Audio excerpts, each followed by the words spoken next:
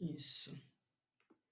A aula está sendo gravada e depois será disponibilizada no Moodle para todos os alunos. Eu acredito que vocês estão vendo essa tela? Estão vendo a minha tela compartilhada? Sim. Ok. Ok. Então vamos lá. Qualquer coisa, pessoal, que se o áudio ficar ruim ou se não tiver dando, alguém abre aí, tá? Porque agora eu não consigo ver aqui as pessoas que estão no bate-papo. Aí de vez em quando eu vou estar saindo para ver se tem alguém precisando entrar e tudo mais, né? Então eu não consigo visualizar muito bem aqui o bate-papo de vocês. Então vamos começar a aula. Na última aula com vocês, eu trabalhei bastante sobre conceitos e princípios que gerem a segurança do trabalho. Falei um pouco sobre o risco, natureza do risco, e na última aula a gente teve uma tarefinha ali que foi discutir os fatores culturais, sociais e organizacionais que são determinantes para o acidente de trabalho. Aqueles que investiram um pouco de tempo na leitura do livro, mesmo que seja poucas páginas, mesmo aquela pessoa que leu ali 30 páginas, 20, 30, 40 páginas, conseguiu ali, se leu com calma, com atenção, conseguiu se beneficiar bastante da leitura do livro, né? Da leitura do livro. Eu sei da quantidade de tarefas e quantidade de atividades que vocês devem ter, né? Lendo muitos livros, muitas normas, muitos textos, certo? Eu compreendo essa dificuldade, mas é sempre bom a gente se esforçar um pouquinho aí para ler o material que é bom, é um investimento para a vida de vocês, certo? Então, vamos falar um pouco de segurança do trabalho. A segurança do trabalho, ela analisa basicamente 5 tipos de riscos, né, como estão descritos aí para vocês. E todos esses riscos estão relacionados às pessoas, porque são as pessoas que movimentam as empresas. É por isso que as empresas são consideradas sistemas sociotécnicos, né? Quando você lê o livro lá, O Acidente e a Organização, logo no início, o autor do livro ele começa já a falar justamente isso, que a empresa é um sistema sociotécnico. E o que é um sistema sociotécnico? É um sistema que linka tanto as pessoas quanto as máquinas e os equipamentos, ok? E com essa ligação e com essa união entre máquinas, equipamentos e as pessoas, o que acontece? Acontece que acontece a exposição da pessoa a riscos, certo? Então a pessoa pode ficar exposta a riscos. E os principais riscos que essa pessoa pode estar exposta são riscos físicos, químicos, biológicos. Algumas literaturas chamam de acidentes ou mecânicos, né? Mecânicos e riscos ergonômicos. Com essas 5 categorias de riscos, nós conseguimos delimitar toda a atividade de trabalho das pessoas. Então, você consegue ali, de certo modo, quantificar, calcular e administrar o risco. Haja vista que, de acordo com o próprio livro, O Acidente e a Organização de Lohri, é impossível a questão do risco zero. O risco zero é invivível. O que nós temos é um risco calculado, é um risco controlado, né? O que nós devemos fazer é justamente entender a natureza do risco na maior profundidade possível para que consigamos administrá-lo através de diversas medidas. Medidas de engenharia, medidas de administração e, por último, o equipamento de proteção individual, certo? O equipamento de proteção individual é a última medida que devemos tomar na questão da aplicação do acidente do trabalho, tá? A não ser se a pessoa está com risco grave iminente de morte. Então vamos falar um pouco de cada risco, né? Se você já trabalhou numa empresa, ou se você já trabalhou em algum setor, ou já visitou alguma empresa, o que é muito comum, você possivelmente já encontrou uma coisa semelhante a isso aqui, ó. Quer ver? Deixa eu mostrar para vocês aqui. Já.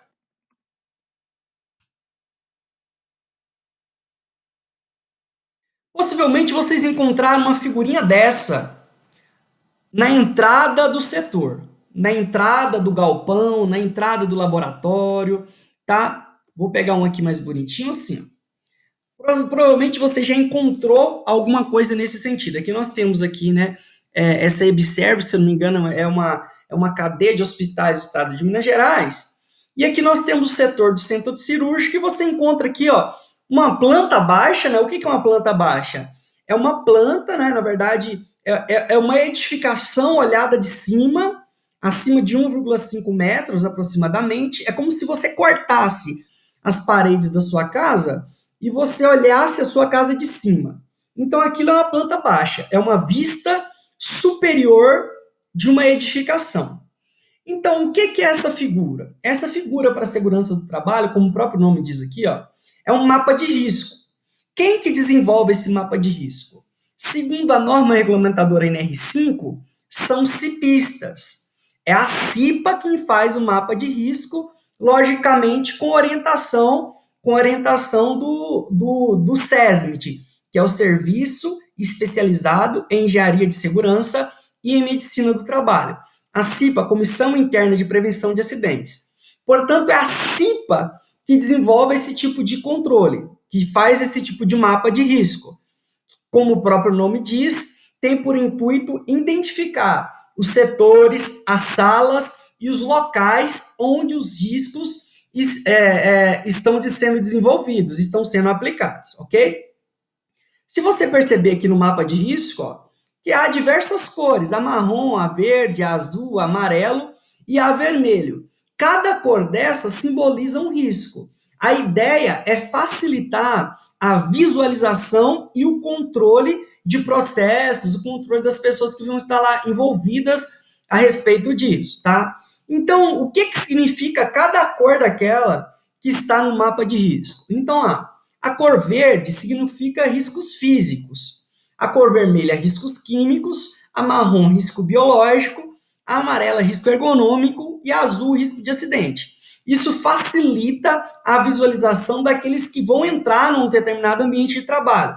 Se você for perceber, por exemplo, se você entrar numa indústria petroquímica, você vai ver que ela é toda colorida, né? Nós temos também uma norma regulamentadora que depois ela está em vigor ainda, se não me engano, a norma regulamentadora NR26, que trabalha sobre sinalização. A sinalização. Então, cada cor dentro do ambiente de trabalho, ela é descrita. Então, por exemplo, se você tem água potável, é uma cor, se está ali passando alguma substância química tóxica, se é um local de transeuntes. Então, cada substância química, cada produto químico, cada tubulação tem uma cor específica. Então, é importante a gente diferenciar as cores em segurança do trabalho, porque o controle e a visibilidade, porque o intuito é justamente orientar, o intuito justamente é avisar, o intuito justamente é ensinar as pessoas que determinados tubulações locais possuem riscos específicos, né? Esse é o intuito, esse é o intuito, esse é o intuito das cores. E o que a gente entende por riscos físicos, pessoal? Risco físico é tudo aquilo de natureza que tem uma troca de energia com a pessoa, né? Então, risco físico é troca de energia com a pessoa, basicamente, tá? Então, o que inclui nos riscos físicos? Inclui o ruído, por exemplo, que é uma onda mecânica, né? O ruído, que é uma onda mecânica, com diferenças de pressão, etc. Dentro do ruído, nós temos ali ruído de impacto, por exemplo, uma marreta batendo constantemente. Nós temos ali ruído contínuo e intermitente. O ruído contínuo e intermitente é aquele ruído semelhante a uma furadeira, né, a uma, sei lá, uma serra circular, uma maquita ou coisa do tipo. Então, ali nós temos o ruído contínuo e o intermitente, né, o ruído de impacto. Nós temos aí outros tipos de ruídos aí no meio, na literatura, né, mas eu não vou entrar a respeito disso. Mas, por cima, é ruído contínuo e ruído de impacto, de acordo com a NR15. Dentro dos riscos físicos, nós temos aí também as vibrações mecânicas. Então, as vibrações mecânicas, elas são divididas em duas. As vibrações de corpo inteiro, né, como aqueles trabalhadores que trabalham no ônibus, no circular, né, em tratores, veículos fora de estrada e etc. E nós temos as vibrações localizadas. Por exemplo, aqueles trabalhadores que trabalham com martelete pneumático e com equipamentos mecânicos segurados com as mãos. Então, nós temos ali as vibrações localizadas. e geram diversos outros problemas para as pessoas. Nós temos, em termos de radiação, nós temos as radiações ionizantes. O que é a radiação ionizante? Né? O que a gente faz? Quando tem um átomo e você tira ou coloca um elétron nele, ele se torna um íon, né? Um íon positivo ou um íon negativo. Né? Você pode tirar um elétron, ele vai ficar um íon negativo, né? Ou você pode colocar um elétron, ele vai ficar se colocar um elétron, ele vai ficar negativo, se tirar um elétron, ele vai ficar positivo, não é isso? Então, o que é a radiação ionizante?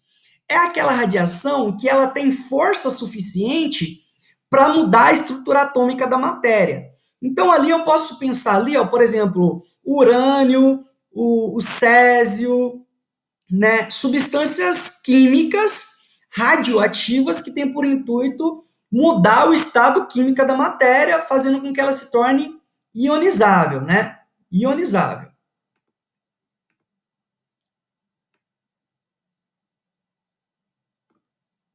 Algumas pessoas estão falando que está falhando, está oscilando. Ah, sim. Isso, eu vou tentar aqui abrir a porta do quarto aqui, pessoal, para ver se melhora o sinal da internet, tá? Ok. Vou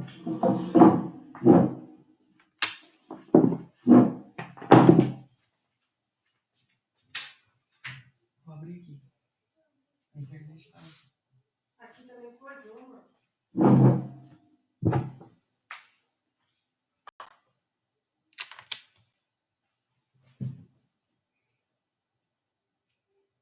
eu abri aqui a porta e eu acredito que deva melhorar, tá, pessoal? Vamos ver que se vai melhorar um pouco aí esse áudio, ok? Vou falar mais pausadamente para ver se melhora. Espero que melhore. Vamos ver. Melhorou um pouquinho, Rafael? Está digitando?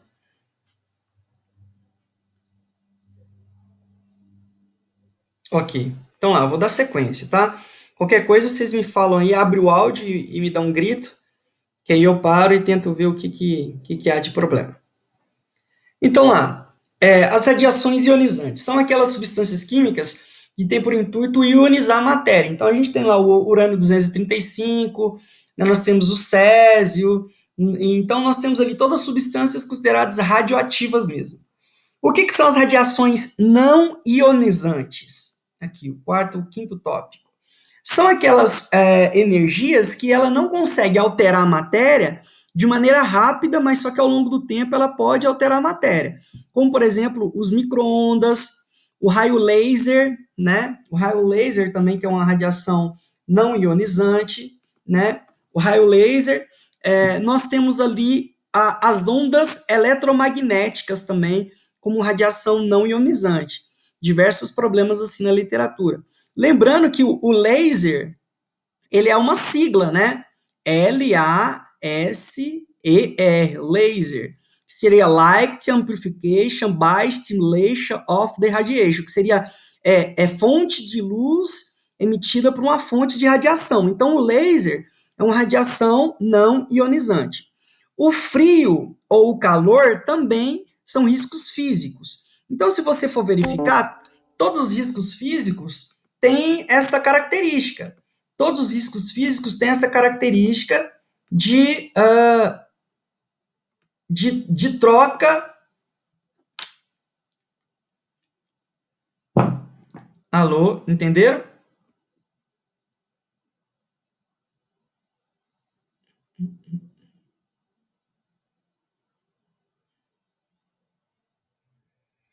Alô. E assim, fica melhor? Eu tirei o fone.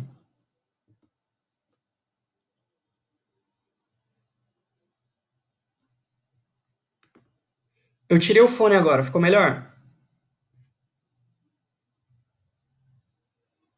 Ficou melhor, né? Então por enquanto sim. Então vou lá, vou sem fone. Então vou voltar à questão das radiações, tá? Então o que são radiações não ionizantes? As radiações não ionizantes são aquelas radiações que elas inicialmente não tem força para ionizar a matéria. Quais são essas radiações? Nós temos ali o micro-ondas, micro-ondas, nós temos o campo eletromagnético e você tem também o raio laser. Então, o que é o laser? O laser que eu estava falando para vocês é uma sigla, né? O laser é uma sigla. O que é o laser? É Light Amplification by Stimulation of the Radiation. Então, por exemplo, o laser ele é uma sigla. Então, o laser ele não tem a capacidade de ionizar a matéria. Entretanto, tanto o campo eletromagnético, quanto o micro-ondas, quanto o laser, ao longo do tempo, ele sim pode gerar alterações biológicas, bioquímicas e histológicas, levando às mesmas consequências da radiação ionizante, mas só que o período de tempo ele é maior. Nós temos ali também, enquanto riscos físicos, o frio ou o calor, né, que são importantíssimos aí, né, que são, novamente, trocas de energias. Nós temos a umidade e as pressões anormais. As pressões anormais, eu estou pensando aqui tanto quanto pressões hiperbáricas quanto hipobáricas, né, que são importantes, pressões hiperbáricas e hipobáricas. Então, se você entra, por exemplo, no mar, num rio ou num lago, numa profundidade acima de 10 metros, por exemplo, né, de profundidade, você tem ali uma condição hiperbárica, porque ali você já está com 2 atmosferas sobre você. Da mesma forma que se você subir muito alto, você tem uma condição hipobárica, ok? Uma condição hipobárica. Então, o que são os riscos químicos? Os riscos químicos, pessoal, pode ser ali descritos, tudo aquilo que pode ser na forma sólida, líquida ou até mesmo gasósica de substâncias químicas. Então, envolve ali os aerodispersóides, os gases, as poeiras, os fumos mecânicos, né, aerosóis, ali está falando pinturas e névoas em geral, que são aerosóis, neblina, vapores, etc. Então, são substâncias químicas de uma forma geral, nos 3 estados físicos da matéria. Pode ser sólido, líquido ou gasoso, mas a depender do tipo de substância, nós temos ali diversos subprodutos, né, que pode ser um aerosol ou um aerodispersóide. É muito importante a gente pensar nesses riscos químicos, porque quando a gente pensa no curso de controle ambiental, é o curso que talvez tenha mais contato com esse tipo de risco químico, né? Se eu penso em controle ambiental, eu penso que vocês terão contato com substâncias químicas, sejam elas, podem ser, né, radioativas, ionizantes ou não ionizantes, e qualquer um desses outros produtos químicos, né? Se vocês forem trabalhar com controle, por exemplo, de danos, ou qualquer coisa nesse sentido. Então, eu acredito que seja o mais comum de vocês. Portanto, entender a natureza desses riscos é importante. Então, se você vê vermelho, já pode saber que tem risco químico naquele lugar. Então, o que são riscos biológicos? São vírus, protozoários, fungos, bactérias, lixo hospitalar, víscera humana, ou seja, todo e qualquer local onde a pessoa tem contato com subprodutos humanos, por exemplo, urina, fezes, sangue, vísceras ou de animais, né, a gente tem ali um risco biológico grave e severo. Né? A gente pode pensar agora na questão do coronavírus, que é um risco biológico claro. Então, o que é risco ergonômico? Eu queria dar uma ênfase nesse risco ergonômico, porque risco ergonômico tem 3 características distintas. Nós temos ali dentro do risco ergonômico os riscos, né, a ergonomia física, que ela vai trabalhar com postura, com mobiliário, com luz e etc. E nós vamos ali trabalhar com a ergonomia organizacional, que ela vai mexer com tempo, com turno, com direção, com pressão, com meta. E nós temos ali a ergonomia cognitiva, que vai trabalhar com tomada de decisão, julgamento, né, sobrecarga psíquica, né, ansiedade, depressão também em alguns aspectos, tá? Então, a ergonomia ela pode ser dividida em 3 partes. Geralmente, boa parte das pessoas pensam na ergonomia somente na cadeira, né? A gente chama isso até de o cadeirologista, né? Acha que o problema da ergonomia é só cadeira. Né? Se o problema da ergonomia fosse só cadeira, não existiria mais problema no mundo, né? Porque seria muito fácil resolver esse tipo de problema, né? Então, a ergonomia é muito mais do que isso. A ergonomia, ela ajuda muito a gente a achar os problemas profundos da organização, né? Todo mundo viu lá a questão dos determinantes verticais, os determinantes horizontais do livro. Então, a ergonomia ajuda muito a linkar esses determinantes para saber o porquê desses acidentes, né, de trabalho. E o que são os riscos mecânicos? Ou riscos de acidentes, que é da cor azul. Os riscos mecânicos ou de acidentes, pessoal, são aqueles riscos que podem levar a pessoa a cortar, a se esmagar, a perfurar, né, se queimar ou explodir ou coisa do tipo. Então, são riscos relacionados à mecânica da coisa, né? Deslocamento de ar muito violento ou muito rápido, ou coisa do tipo. Então, são riscos de acidentes. Então, ali tem alguns: eletricidade, arranjo físico inadequado, máquina sem proteção, rotativa sem proteção, né? E a gente coloca aqui os animais peçonhentos como riscos mecânicos, riscos de acidente. É muito possivelmente vocês visitam muito aí, né, centrais de tratamento de esgoto, ou centrais, né, ou coisas localizadas em uma área rural, por exemplo. Acredito que muitos possam trabalhar nesses tipos de localização, como na Sabesp, ou coisas do tipo. Então, o contato com o animal peçonhento, ele é muito próximo. Olha que coisa interessante. Eu poderia tanto colocar animal peçonhento aqui como risco de acidente, como risco químico. Ele poderia estar nas duas localidades. Por quê? Porque a picada do animal gerou um problema, uma lesão, que seria um acidente. Entretanto, a toxina do animal é um risco químico para a pessoa. Então, eu poderia colocar animais peçonhentos tanto na coluna de risco químico, quanto na coluna de risco de acidentes do trabalho, certo? Portanto, essas aqui são as 5 categorias que nós trabalhamos em segurança do trabalho para riscos no ambiente. Então, estão lá riscos físicos, químicos, biológicos, riscos ergonômicos e riscos de acidentes. Entretanto, olha que coisa interessante, pessoal. O mero conhecimento das 5 categorias não quer dizer que os acidentes não aconteçam, né? Até porque, se a gente for pensar assim, a maioria das empresas sabem desses riscos. A maioria dos engenheiros sabem desses riscos. A maioria dos técnicos sabem desses riscos. Mas por que continua acontecendo os acidentes? Porque justamente só a técnica não funciona. É importante eu saber como que as pessoas se relacionam com os riscos e como que elas conseguem lidar com o risco. Por isso que é importante aquele livro do Lohri Montmollet, né? Dois franceses, sobre o acidente e a organização. Por isso que é tão importante. É importante a gente saber isso daqui, é importantíssimo. É fundamental e imprescindível. Todo mundo saber que tem riscos físicos, químicos, biológicos, ergonômicos e de acidentes. Entretanto, o mero conhecimento dele não consegue dar conta dos acidentes de trabalho, tá? Então, a classificação e separação dos riscos, né, em cada grupo é relativa, porque eu posso colocar em cada um deles coisas que eu acho diferentes, né? Então, foi aquele caso da serpente aqui, ou dos animais peçonhentos, que são importantes, que ele poderia estar tanto em uma quanto em outra. Portanto, é uma questão de didática.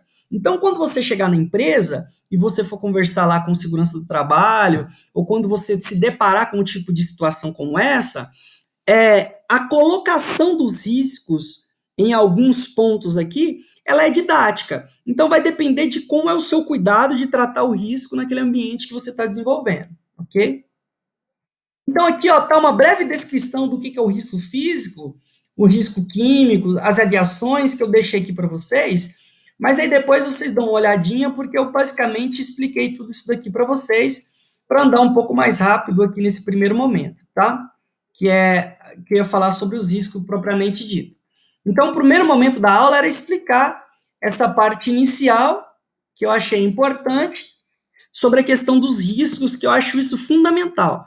Porque na primeira aula eu falei sobre os conceitos, na segunda aula eu falei sobre os riscos, que eu gostaria de explicar aquelas naturezas dos riscos, e agora eu venho falar um pouco sobre uma questão estatística dos acidentes, né, no nosso país, sobre acidentes de trabalho e perdas, que é um fator muito importante, porque quando a gente pensa em acidente de trabalho, a gente não só perde dinheiro, mas principalmente a gente perde basicamente vidas, né? Porque quando um pai de família, ou uma senhora, ela tem um problema de Layard-Dort, por exemplo, ou ela tem um problema de dor lombar causada por uma hernia de disco, causada por uma vibração de corpo inteiro, por exemplo. Então, esses problemas que acarreta a vida dessa pessoa, afeta não só a mãe, não só o pai, mas afeta toda a família. Então, a perda não é só sobre da empresa material, mas é uma perda social também. Então, vamos falar um pouco dessas perdas assim. O segurança do trabalho é um estado de baixa probabilidade, portanto, o risco zero, ele não existe. O que a gente faz é controlar as probabilidades de acidente de trabalho e deixar ela a menor possível. É importante a gente entender o conceito de acidente do trabalho, né? Porque, por exemplo, vamos supor lá que o cara foi lá, jogou bola no final de semana, torceu o joelho, aquele acidente, lógico que não é acidente de trabalho, mas o que define, portanto, acidente de trabalho? O que define, portanto, uma doença ocupacional relacionada ao trabalho? É a Lei 8.213, de 91, da Previdência Social, que ela descreve acidente de trabalho da seguinte forma, ó. Acidente de trabalho é o que ocorre pelo exercício do trabalho a serviço da empresa, provocando lesão corporal ou perturbação funcional que cause morte, perda ou redução da capacidade para o trabalho permanente ou temporária. Portanto, uma definição de acidente de trabalho é que tem que estar no exercício do trabalho a serviço da empresa. Então, vamos supor que você trabalha aqui na cidade de Uberlândia e a empresa te manda lá para o Nordeste brasileiro. Lá você está a serviço da empresa. Então, se acontecer um acidente de trabalho lá, você vai ser amparado como acidente de trabalho, certo? Com a nova legislação trabalhista, o acidente de trajeto não passou mais a considerar acidente de trabalho, tá? Por quê? Porque antigamente as pessoas, quando elas saíam de casa e iam para a empresa usando um trajeto que é contínuo, o mesmo, o transporte da empresa e tudo mais, se acontecesse um acidente naquele intercurso, naquele interim, era considerado acidente de trabalho. Hoje em dia a legislação mudou. Então não existe mais o acidente de trajeto na figura do acidente de trabalho, tá? Só existe a doença ocupacional e o acidente típico, né, que é o acidente mecânico de uma forma geral. Esses sim são acidentes de trabalho, tá? Eu vou copiar aqui o pessoal que está aqui no link, no bate-papo, porque aí depois só a presença depois. Então, o acidente tem que estar a serviço ou no exercício do trabalho para a empresa. Isso é um fator importante. Então, o que é o acidente, pessoal? A Petrobras, ela considera acidente como se fosse uma anomalia, certo? Essa relação entre a empresa e o organismo vivo, ela é muito comum dentro da literatura de acidente do trabalho, tá? Porque a gente pensa acidente como organismo, né? A empresa como organismo. Então, quando o organismo ele tá fora de controle, ou você tem um dado dele que não tá legal, a gente chama aquilo de patologia, né? Então, alguns locais, né, chamam o acidente de trabalho como uma patologia, né? Algumas literaturas chamam como um evento adverso, outras como acidente do trabalho, sim, né? Mas todo acidente, de uma forma geral, ele não é desejado, né? Ninguém quer perder vida, ninguém quer perder produção, ninguém quer perder nada. Então, tipo assim, o acidente do trabalho, ele é indesejável, certo? Ele é indesejável. Então, o acidente de trabalho apresenta duas características extremamente importantes. São anexo de causalidade, efeito, ou causalidade, e a prejudicialidade. Então, vamos entender isso. Vamos entender. Uma pessoa, um trabalhador, por exemplo, que é um catador de lixo, assim, ele trabalha com material, né? Ele trabalha com lixo, é um coletor de lixo. Ele trabalha ali todos os dias, exposto ao sol, mesmo que seja o sol pela manhã. Alguns trabalham com manga longa, outros não. Talvez não estão expostos a protetor solar. Aí ficam lá 15, 20 anos. Com 20 anos de trabalho, eles adquirem um câncer de pele, por exemplo. O que é o nexo de causalidade? Se você for olhar na literatura, já está estabelecido o nexo entre exposição à ultravioleta A ou B, certo? Ao câncer de pele. Portanto, o nexo de causalidade é você tentar fazer uma ligação entre o risco e o acidente que a pessoa, ou a doença que a pessoa causou, né? A doença ou o próprio acidente. Um exemplo, um trabalhador que trabalha com trator, certo? Ele trabalha com trator ou com motorista de ônibus. Ele está perfeitamente bem. Ele trabalha lá 10, 15, 20 anos.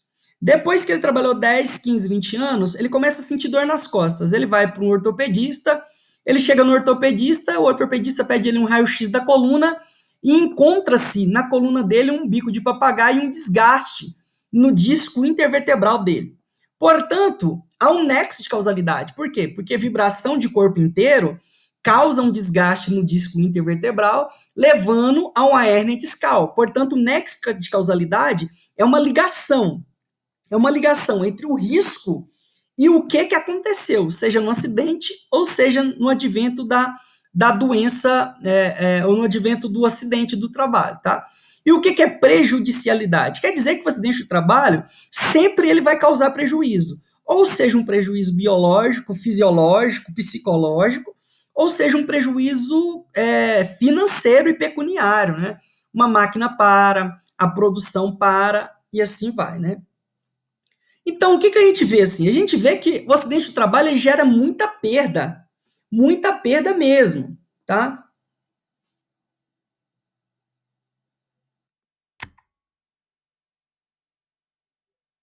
Todo mundo está visualizando, pessoal? Ou só a... Deixa eu voltar aqui.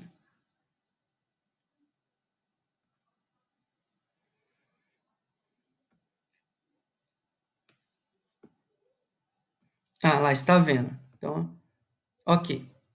Então lá, o acidente de trabalho, pessoal, quando a gente percebe assim, quando a gente olha, tá, e procura desenvolver, a gente vê que o acidente de trabalho ele é muito custoso. Ele não é custoso só para a empresa, ele é custoso para o país de uma forma geral, tá? Ele é custoso para o país de uma forma geral.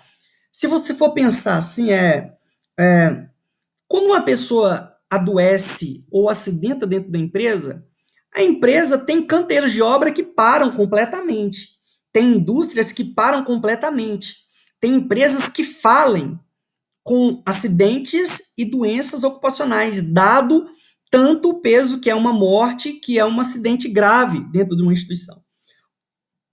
Portanto, a perda ela é considerável. O que a OIT, né, a Organização Internacional do Trabalho, calculou aí em torno de 2008? Que a perda seria de 1,25 trilhões com acidente do trabalho. Cerca de 4% do produto interno bruto do mundo. No Brasil, é em torno de 14 bilhões para mais com relação ao acidente do trabalho. É porque quando o cara acidenta na empresa, a empresa paga, o trabalhador paga, o SUS paga. Por quê? Porque o SUS é o órgão que mais atende em termos de saúde do trabalhador no país. O SUS é uma maravilha. Eu defendo o SUS até onde for. Porque o SUS ele é bom. Sabe o que é ruim no SUS? É a gestão, muitas vezes, né? É a corrupção que faz o SUS ser ruim. Mas, do contrário, o SUS é excelente. É uma política pública maravilhosa. Mas só que ele gasta muito com acidente de trabalho. Muito. Né? Ele atende, boa parte das vezes, os trabalhadores acidentados e por isso o custo tão alto, certo? Por isso o custo tão alto. Então lá, acidente. Nós temos ali diversos acidentes ao longo da história. Eu não vou entrar muito a respeito disso, né? Porque aquelas pessoas que leram livro ou coisa do tipo já leram ali bastantes acidentes ao longo da história, tem vários. Na verdade, os acidentes eles se repetem. Um dos principais aspectos do livro O Acidente e a Organização é que os acidentes eles se repetem e que a gente não aprende com os erros. Esse é um erro muito comum de nós, seres humanos, de uma forma geral. A gente deveria olhar mais para a história para conseguir andar mais para o futuro, no sentido de que a gente consiga evitar de cometer o mesmo erro, né? Einstein falava isso, né? Que burrice ou ignorância é a pessoa tentar fazer a mesma coisa sempre e atingir resultados diferentes. Então, o que a gente tem que olhar? A gente tem que olhar para os acidentes que já aconteceram, fazer análise deles para evitar que acidentes futuros aconteçam. Eu quero fazer um parênteses aqui e elogiar a indústria aeronáutica, a indústria química e nuclear, que são as indústrias mais seguras. As indústrias mais seguras do mundo são indústrias aeronáuticas, indústrias petroquímicas e indústrias nucleares. Por quê? Porque os acidentes foram exaustivamente estudados. Então, é importante a gente estudar isso daí, né? Então, lá, na época do Fordismo, olha que coisa interessante, né? Com o advento do Fordismo e do Taylorismo, né? Então, a gente dividiu o trabalho e esse trabalhador aqui, ó, quando ele ficava doente, ele parava a produção somente desse carro aqui, ó. Agora, quando esse trabalhador fica doente, ele para a produção da linha de produção inteira. Por isso que o acidente de trabalho é tão grave, né? A pessoa não passa, ela passa a não ser uma mera troca, uma peça de reposição.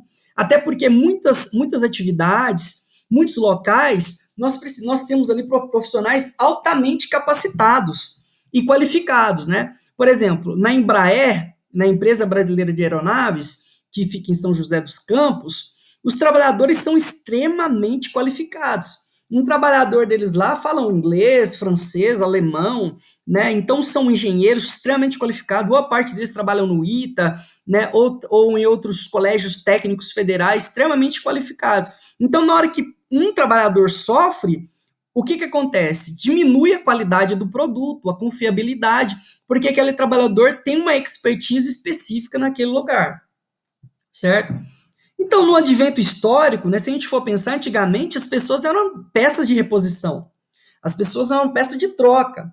E com o advento né, da tecnologia, da expertise, não se pode mais ver as pessoas nesse sentido, né, como peça de troca, nunca se poderia, né, quanto mais agora. Então, nós temos diversas legislações para a segurança do trabalho, tá? Eu quero ressalvar pelo menos duas aqui, ó.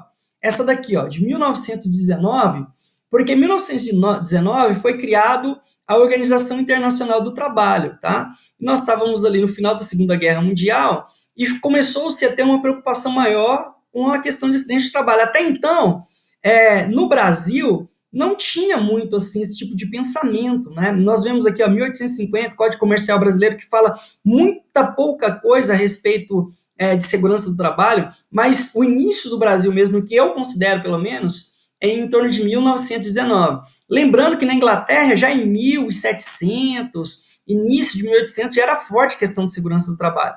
E um outro marco importante que eu quero falar é a respeito aqui, ó, de 1977, pois essa norma aqui, essa lei 6514, ela foi anterior à nossa norma 7.214, que é as normas regulamentadoras do trabalho, que são importantes aí para quem trabalha com segurança, tá?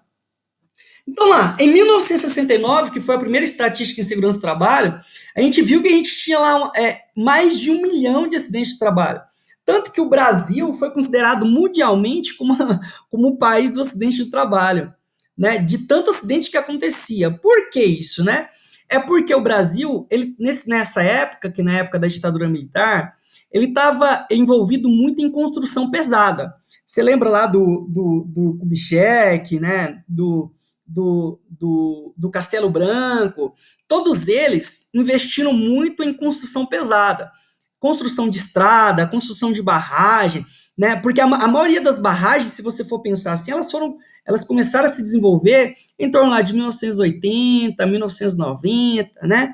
Então foi mais ou menos um pouco posterior a essa época. Então acontecia muito acidente, as pessoas morriam muito por queda, né? A nossa norma ela foi aperfeiçoando ao longo do tempo, né? Se você for olhar as datas de criação das normas, você vê que ela acompanha a característica dos acidentes do trabalho, que é bem interessante. Então, esse índice apresentou tendências crescentes, até atingir o máximo de 18,10% em 1972. Então, dos nossos trabalhadores, que na época eram 7 milhões, hoje nós estamos aí com força produtiva talvez em torno de 40, 50 milhões, eu não sei como que tá as estatísticas hoje, né? Não, eu acho que é mais, deve ser em torno de 80 milhões de força produtiva, né? Verdadeiramente no país. Né? Se a gente for pensar em 18% desse tipo de força trabalhadora acidentada, a gente vai pensar em torno de 16 milhões de pessoas acidentadas. É muita gente, né? Então é fora do comum esse tipo de estatística. Ainda bem que apresentou uma leve queda em 1975 com o advento das normas regulamentadoras e a imposição da legislação nas empresas, ok? Então, o que a gente consegue verificar aqui, pessoal, com essas estatísticas, né? Que é coeficientes de acidentes, que os homens morrem muito mais que as mulheres, né? Se a gente for pensar, por que eles morrem mais que as mulheres? Primeiro, que eles estão em atividades que são muito mais perigosas que elas. Eles se expõem a mais riscos que elas. Eles vão menos ao médico do que elas. Eles consomem mais álcool, tabaco, drogas que elas. Se envolvem mais brigas e acidentes de trânsito que elas. coisas desse sentido. No trabalho, os trabalhadores, os homens, eles trabalham muito mais dentro da construção civil. Então é natural que homens morrem mais que as mulheres nesse sentido. Por quê? Porque tem muito mais homem na construção. Só que eu acho que essa estatística, ao longo do tempo, ela vai equilibrar. Por quê? Porque hoje em dia as mulheres estão entrando nesse ramo também, né? Então, hoje tem dia tem mulher pedreira, tem mulher carpinteira, tem mulher armadora, tem mulher trabalhando na construção, tem mulher que está lá na siderurgia, metalurgia, mulher soldadora. Então, tem mulher trabalhando em qualquer atividade hoje. Então, consequentemente, ao longo do tempo, as mulheres também adoecerão mais e podem morrer mais, se a segurança do trabalho não for devidamente desenvolvida, certo? Porque as mulheres e os homens têm diferenças ali, né? Anatômicas, fisiológicas, que são importantes para a segurança do trabalho, né? Especialmente quando a mulher está grávida ou coisa desse tipo, né? A mulher ela tem menos força do ponto de vista das pernas em torno de 60% e dos braços em torno de 30%. Isso eu falo para um homem e para uma mulher igual. Imagina assim, um homem ou mulher, né, que teve a mesma infância, a mesma nutrição, filho do mesmo pai, da mesma mãe, com 20 anos de idade. O homem, ele é naturalmente mais forte que a mulher, tanto nos membros superiores e inferiores. E isso influencia os acidentes e as doenças. Vamos ver isso ao longo do tempo, né? Isso é matéria de pesquisa de alguns amigos meus, que é o impacto na saúde das mulheres que trabalham na construção civil, que é um fator importante a ser analisado. O que a gente consegue verificar? Consegue verificar que os acidentes, mesmo que eles tenham uma tendência de crescimento, a gravidade do acidente tem diminuído. Menos pessoas têm morrido de acidente de trabalho. Mas é engraçado que os acidentes agora, muito mais do que mecânicos, eles estão sendo psicológicos, né? Então as pessoas elas estão adoecendo da mente muito antes de sofrer um acidente fatal, né? Um acidente um setor que mata muito no Brasil é o setor elétrico. O setor elétrico é um setor que mata muitas pessoas porque está envolvido ali também dentro da própria construção, né? E quais são as principais causas de mortes no Brasil? A principal causa é a queda. As pessoas caem e morrem, certo? As pessoas caem, seja no mesmo nível ou em diferença de nível. Então, o que é o mesmo nível? As pessoas escorregam e bate a parte occipital da cabeça, né? A parte de trás, bate a nuca no chão. A cabeça do ser humano ele tem a consistência mais ou menos de um melão, certo? A cabeça do ser humano tem mais ou menos a consistência de um melão. Então, se você soltar um melão da sua mão, por exemplo, de 1 metro de altura, possivelmente o melão vai rachar, em alguns casos. Em alguns casos, o melão consegue ali sobreviver. Portanto, a queda para o ser humano é algo muito traumático. Imagina você cair ali de 3, 4 andares na construção. Então, quase sempre aquelas pessoas que caem de altura morrem ou sofrem traumas severos, né? Problemas na coluna, problemas no quadril, problemas em ossos grandes, como fêmur, joelho, tornozelo. Então, é muito comum isso, né? Por exemplo, vou citar alguns exemplos aqui de amigos meus que aconteceram. Graças a Deus eu não peguei morte nenhuma quando eu trabalhei como técnico de segurança do trabalho.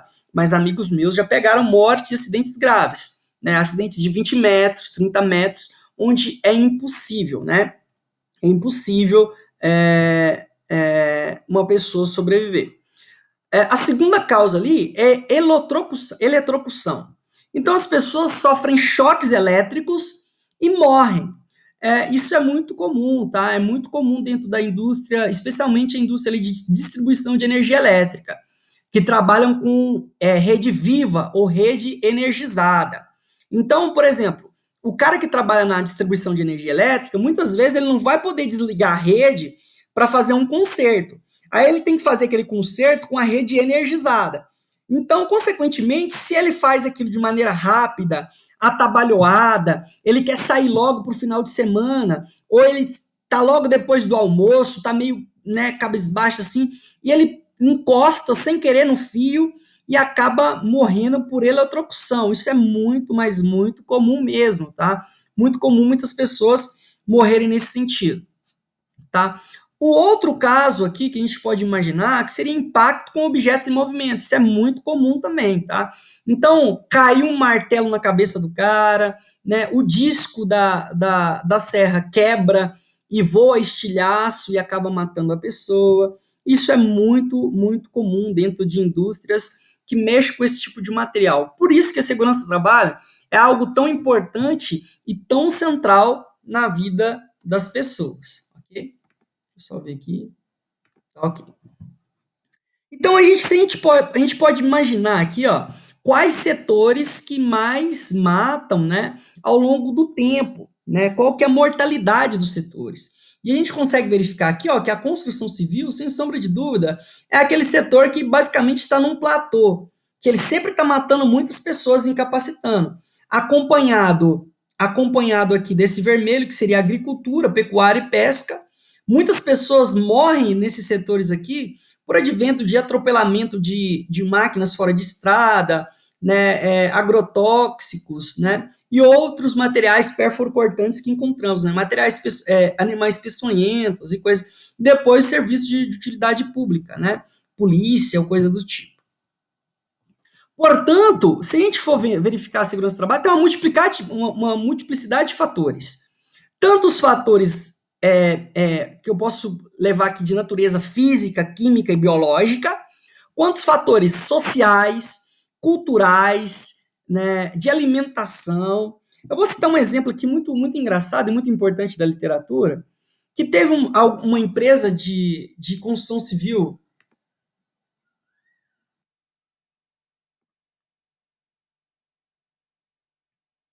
Ok.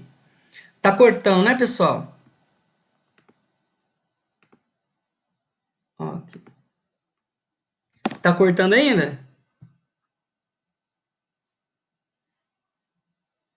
Ok. É, pessoal, mesmo que cortar um pouquinho, se eu vou dar sequência na aula, porque depois aquilo que ficou um pouco meio subentendido, aí vê lá, entra no Moodle, dá uma olhadinha lá e vê o áudio que vai estar disponível no YouTube, ok? Sei que é meio complicado nesse advento aqui, a internet está razoavelmente boa, tá? Então vou dar sequência. Adoção de medidas preventivas para acidentes de trabalho. Olha como é que é engraçado a segurança do trabalho. Tinha uma empresa de construção civil em São Paulo que os acidentes aconteciam em torno de 10 horas da manhã. E eles foram analisar por que, que o acidente acontecia 10 horas da manhã. Por que, que o acidente acontecia 10 horas da manhã? E eles foram verificando que a maioria dos trabalhadores que se acidentavam, eles moravam longe da cidade. Eles pegavam 2 ou 3 conduções para chegar no serviço. Então eles acordavam ali em torno de 3, 4 horas da manhã para chegar na empresa às 7 horas. Portanto, o café da manhã deles era 2h30, 3 horas da manhã. O que acontecia 10 horas da manhã? Uma hipoglicemia. Ou seja, eles se alimentavam pouco, faziam muita atividade física e eles se acidentavam em torno de 10 horas da manhã. O que a empresa fez? Começou a dar café da manhã. Acabou os acidentes 10 horas da manhã.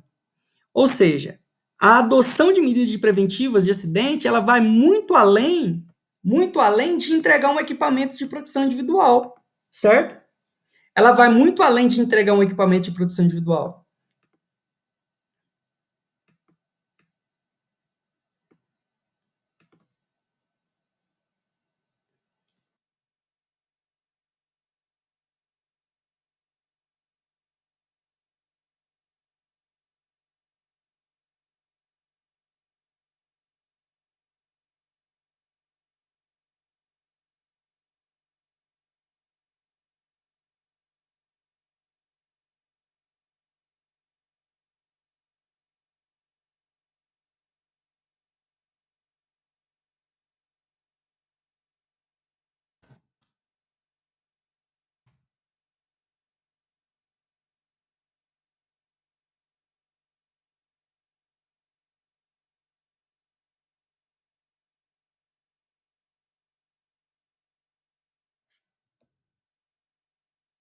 Ok?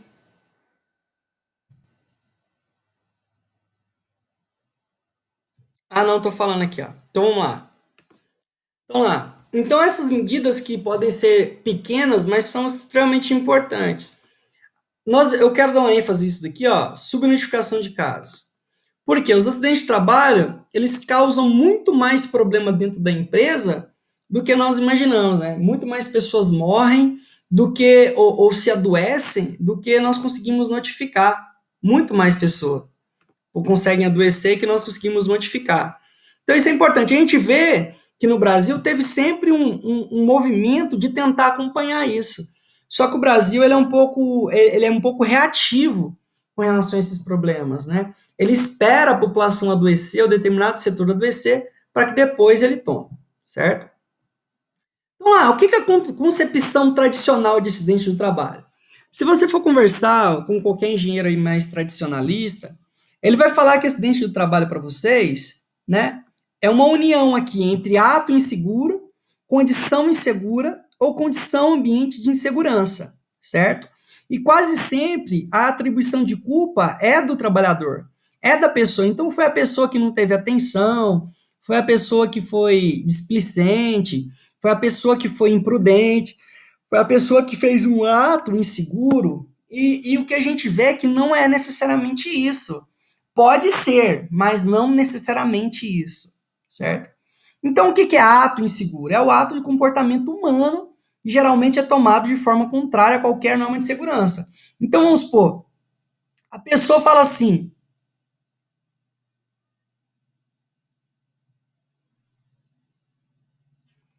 Marcos, vamos lá, Marcos, vou tentar responder essa pergunta para você. Por que que homicídios e qual foi o outro que você falou? Afogamento. Homicídios e afogamento. Cadê afogamento? Aqui, ó. Homicídios e afogamento nas pessoas. Infelizmente, é Marcos ou Márcio? É Marcos. Infelizmente, Marcos, realmente a questão do feminicídio ela é muito presente em determinados setores no país, né? Isso não é algo novo agora, isso sempre aconteceu na indústria. Então, o homem, muitas vezes, ele não consegue, né, entender uma mulher no canteiro de obra. Isso é muito comum na região norte, na região nordeste, muitos trabalhadores matar outras mulheres trabalhadoras, né, por essa questão de que ele não aceita a ordem, ele não aceita não ouvir não, né, ele não aceita ouvir não. Então, essa é a questão do homicídio, tá? Muitas mulheres são assassinadas em canteiros de obra por dizer não a determinados grupos de trabalhadores, certo? Muito, isso acontece em determinados setores, em determinados segmentos. A questão do afogamento, que acontece muito em determinados setores, especialmente aqueles da indústria naval, por uma questão de muitas vezes de esforço físico. A mulher ela tem menos resistência em determinados tipos de situações para se manter, né, em atividade de salvamento, tá? Então, por exemplo, quando acontece alguma questão em plataformas petroquímicas, algumas questões de atividades, como, por exemplo, atividades de bombeiro, qualquer coisa desse tipo, naturalmente a mulher tem um pouco menos resistência que o homem. Então, nesse tipo de situação, as mulheres morrem mais do que os homens, certo? Então, quando acontece, por exemplo, um naufrágio, quando acontece um problema nesse sentido, o que acontece? Os homens conseguem se livrar de maneira mais fácil do que as mulheres. Então, aqui a gente está envolvendo um evento adverso que está envolvendo a própria questão da fisiologia da própria mulher. Ok? Então, isso acontece em alguns setores, tá? O de homicídios causado por uma questão, lógico, de preconceito e feminicídio, e o de afogamento por uma questão causada pela questão da fisiologia da mulher. Ok? Ok. Bom, ato inseguro, todo mundo sabe, né? Quando uma pessoa. Vamos lá. É interessante. A pessoa tá lá, tá escrito lá na placa, 100 quilômetros por hora. Aí a pessoa vai andar a 130. Aquele é um ato inseguro. A pessoa está assumindo o risco de se acidentar naquele determinado momento. É interessante que a norma do trabalho, quase sempre ela é utilizada para caracterizar um ato inseguro, certo? Um exemplo disso. Vamos supor que na empresa que você trabalha aí, você, um exemplo, você tem que afiar a faca a cada 1 hora. Você tem que afiar um açougueiro, ele tem que afiar a faca a cada 30 minutos ele afia a faca.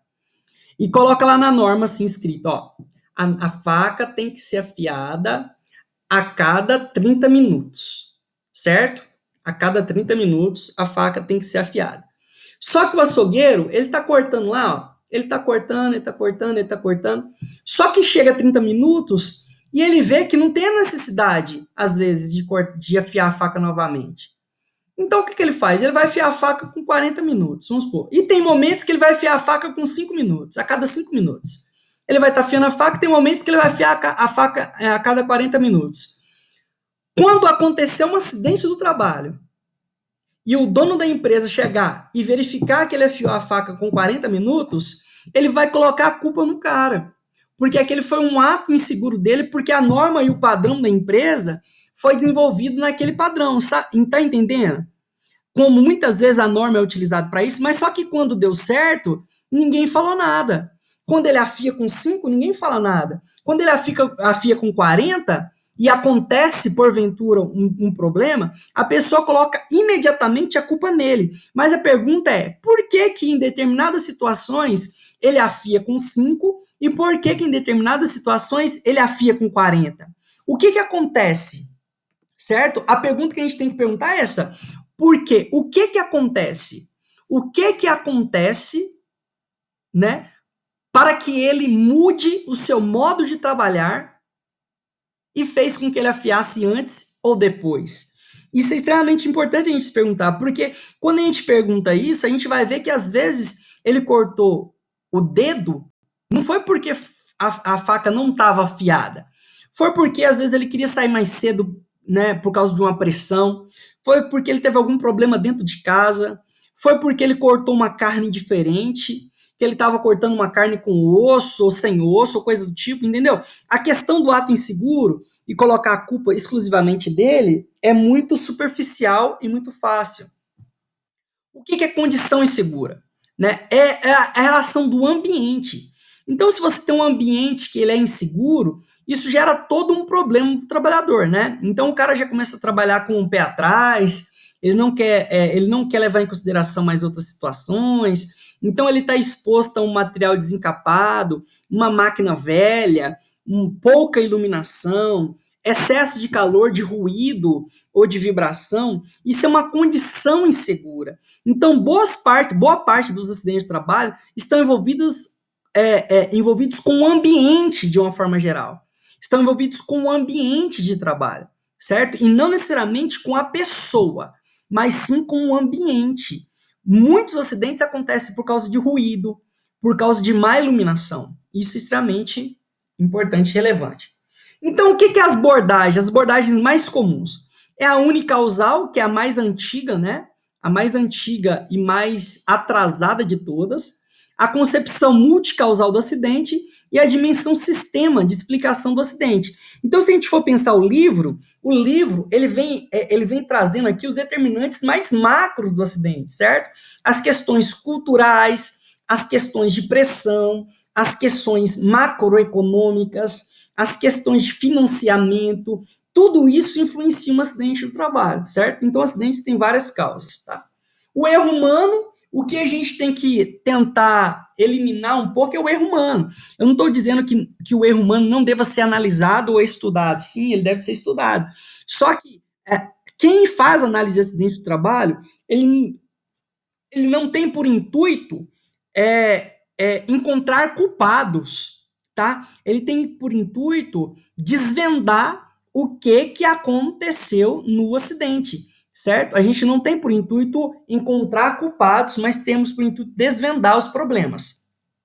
Então, se você lê o livro lá, você verificou que o acidente do trabalho ele tem diversas características, né? Então ele pode acontecer no setor operacional, né? Vou voltar das questões ambientais, né? Das multicausalidades, por exemplo, o acidente lá de Fukushima, que logo no início ele vai falando sobre isso, né? Que já foi evidenciado a questão de maremotos naquela determinada área, porque a atividade geológica mudou, então teria que fazer alterações no projeto para se adequar às novas necessidades morfológicas do solo em termos de movimento. Falou também dos acidentes que aconteceu na NASA, voltado para questões gerenciais, organizacionais, propriamente dito, que influenciou as questões operacionais. E falou de erros, por exemplo, a questão do erro do Concórdia, que foi problemas voltados para pressões também, que são organizacionais, né?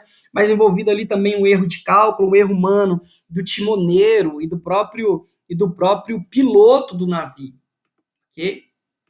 Então, nós temos ali diversos tipos de esferas que nós precisamos analisar dentro do trabalho. Resistência à concepção multicausal. Se você chegar para um gerente hoje, né, vamos supor que aconteceu um acidente ali na UFO, né, vamos supor que aconteceu um acidente, um aluno, por exemplo, dentro de uma sala, a cadeira quebra e aquele aluno cai no chão e machuca o braço. Uma aluna, um aluno cai no chão e machuca um braço. Se o professor falar que aquilo é um problema de gerência, com certeza absoluta, talvez o diretor ou outro professor pode falar que não, que a culpa é do professor, a culpa é do aluno que sentou errado, por exemplo. O aluno era muito pesado, por isso que caiu, por exemplo.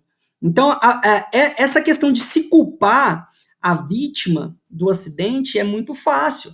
E a gente, e gera resistência do dono da empresa, por quê? Porque é mais fácil você culpar a pessoa que está lá acidentada do que você mudar o seu processo produtivo.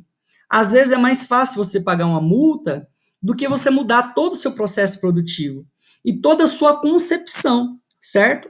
Portanto, a invisibilidade dos aspectos dificulta muito isso.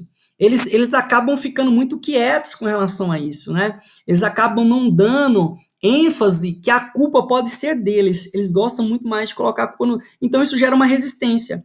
Gera uma resistência. Porque, por exemplo, é muito mais fácil o gerente da empresa falar que a culpa está no peão, né? Ou no trabalhador, ou no operário, do que propriamente dito ele falar, não, a culpa é minha que eu não comprei uma cadeira adequada. Eu não gastei dinheiro com cadeira. Eu não pensei nisso, certo? Então lá, né? O que a gente consegue verificar, pessoal? Nós temos ali na segurança do trabalho causas que podem ser imediatas ou indiretas. Quando você chega num ambiente de trabalho que aconteceu um acidente, você, na hora, você consegue verificar a causa imediata. Tipo assim, vamos supor que você tá trabalhando como segurança do trabalho na construção de um prédio. Aí você chega naquele prédio, aí um trabalhador grita, dá um grito lá. Você vai correr para ver o que aconteceu. E você verifica que ele está segurando a mão. Do lado dele tem uma maquita, o sangue no chão. A primeira coisa que você vai ver ele passou maquita na mão, ponto. O que é a causa imediata? O corte profundo, a amputação, causada por um material rotativo cortante que cortou tua mão. Essa é a causa imediata. É a primeira coisa que você vê, os primeiros elementos, os primeiros componentes que você consegue verificar ali. O que são causas mediatas ou indiretas? É a pergunta, por que aquilo aconteceu? Aí você vai investigar qual o dia que aconteceu. Aí você vai ver lá que aconteceu na sexta-feira. Aconteceu na sexta-feira em torno de 4 horas da tarde. O que fez com que ele se acidentasse? Muito provavelmente a ansiedade de ir para o final de semana. Esse que eu falei na sexta-feira, pessoal, é muito comum, tá? A maioria dos acidentes acontecem na sexta-feira, período da tarde, e na segunda-feira, período da manhã. Por quê? Porque na sexta-feira as pessoas estão querendo ir para o final de semana, quer se vestir, quer ir para um show, sei lá, quer comer uma pizza com a namorada, com a esposa, e eles ficam ansiosos para sair do trabalho. E o que acontece? O acidente de trabalho acontece muito na sexta-feira, no sábado pela manhã. E os acidentes acontecem muito pela segunda-feira de manhã. Por quê? Porque as pessoas vêm de um final de semana cansadas, né, se divertiu, brincou, zoou, ou vêm com ressaca, muitos vêm com ressaca, especialmente na construção. Isso é algo muito comum e muito difícil de se tratar, que é o uso de bebida alcoólica e entorpecente na indústria da construção. Isso gera muito acidente, não só da própria pessoa que faz o uso, mas de terceiros também, tá? Então são causas indiretas, às vezes os vícios e aí vai. Então, as causas indiretas, boa parte delas são isso, é pressa. O cara quer sair pro final de semana de uma vez, vai lá, pô, pressa. Esquece de fechar uma válvula, esquece o gás aberto, esquece da substância química que deve utilizar. Por quê? Por pressa. Né? Você não pode fazer lá um cálculo de estequiometria com pressa. Você não pode fazer um balanço de uma equação química com pressa. Você não pode fazer as análises dos ácidos, base, para gerar lá uma substância mais neutra, um sal com pressa. Você tem que fazer com calma, né, com atenção. Ansiedade excessiva, né? A pressa gera uma ansiedade excessiva. Você quer sair do emprego logo, você quer mudar e etc, né? Preocupação, né? Se você tem muito medo, muito receio de fazer as coisas, isso gera um problema também, você acaba esquecendo, né? Isso é um problema. Angústia, fadiga, a pessoa está cansada de olhar para a tela no computador, ou então ela está cansada de desenvolver contas, isso gera outros problemas, tá? Distração, falta de atenção, outras pessoas conversando perto, né? Isso gera várias outras complicações. O acidente, por exemplo, de Chernobyl, se você for ver a série, olha a série, vê a série, por exemplo. A série é muito importante, é muito legal a série. Ela condiz muito com o relatório. Então, você vai ver lá que tem muita questão de pressa, né? Ansiedade excessiva de fazer o teste, né? E outros problemas relacionados a isso. O problema de gerência, né? Então, tem vários outros problemas importantes. Né? Quem assistiu Horizonte Profundo também vai verificar lá que tem muitas coisas lá de pressa, preocupação, angústia, fadiga, problemas gerenciais, né? Desorganização, comportamento autoritário, falha de comunicação. Então, você vê que os acidentes eles se repetem da mesma forma. Se você for hoje analisar o acidente lá do Líbano, os acidentes acontecem da mesma forma. Você vai encontrar lá coisas que aconteceram desde sempre. Desde sempre. Você vai encontrar problemas lá nesse sentido, ok? Portanto, os acidentes são fenômenos multicausais, socialmente determinados, previsíveis e passíveis de prevenção. O problema do acidente é o seguinte: eles são, boa parte das vezes, previsíveis. Só que ele é um evento que você não espera, mas você consegue prever que alguma coisa pode levar aquilo, entendeu? Tipo assim, eu não consigo ser profeta do futuro em acidentes, sabe por quê? Porque eu não sei quando que eles vão acontecer. Só que eu consigo identificar alguns fatores que são pré-determinantes. E quando eu cuido desses fatores pré-determinantes, eu naturalmente reduzo a probabilidade de um evento acontecer, ok?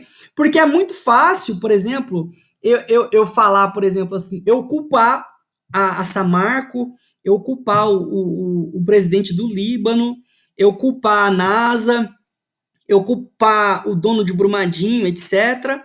Entretanto, como que eu consigo identificar esses riscos antes que o acidente aconteça? Essa é o foco central da segurança do trabalho. Ontem eu estava vendo um filme chamado Pré-Crime, né, que seria Minority Report, do Tom Cruise, que é bem interessante. O filme ele passa a ideia de que se pode prever um crime antes que ele aconteça, né? Você tem ali uma situação que você consegue prever o futuro por algumas questões, alguns sinais, alguns traços que vão indicar que aquela pessoa vai cometer aquele crime. Na segurança do trabalho é mais ou menos isso que a gente tenta fazer. Você tenta pegar alguns traços, alguns indícios de acidentes passados, certo? Que vai levar a acidentes futuros, que podem levar a acidentes futuros, ou explicar os acidentes que aconteceram. Tanto que no final da aula aqui eu vou falar um pouco sobre a atividade que é para a semana que vem, justamente nisso, né? Que é o que eu quero que vocês desenvolvam lá no texto. Então, a gente vê que a gente teve um processo de amadurecimento. Todo acidente que aconteceu desde 1900 e 1800, lá da Revolução Industrial, até o século XXI agora, todos esses acidentes levaram para o amadurecimento. Então a gente tem que pegar o acidente de Bhopal, analisar ele a fundo para verificar o porquê que aquilo aconteceu, para que quando tenha outra fábrica, aquilo não aconteça novamente.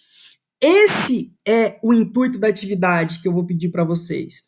A atividade que eu estou pedindo para vocês é que vocês peguem um acidente e analisem ele, para que isso não se repita, para que vocês estudem aquilo e que vocês consigam visualizar na pesquisa que vocês desenvolverão, né, determinantes que se repetem, certo? A história sempre se repete. Então nós devemos tomar muito cuidado para que a gente não caia no mesmo erro. Então, o que é incidente, pessoal? Acidente, a gente entendeu lá que é uma anomalia, um evento adverso, não desejável, que acontece na empresa, não é? Esse é um acidente. O que é um incidente? Incidente é conhecido como quase acidente, certo? Um quase acidente. Vamos supor que você está trabalhando lá na indústria da construção civil e você deixa derrubar um tijolo. Aí tá passando alguém lá embaixo, o tijolo passa perto dele, mas não acerta. Passa perto, mas não acerta. O acidente quase aconteceu. Portanto, é um quase acidente. Isso é muito importante a gente verificar isso, porque os quase acidentes um dia podem se tornar acidentes de verdade. Então, se você andou com o seu carro, por exemplo, é,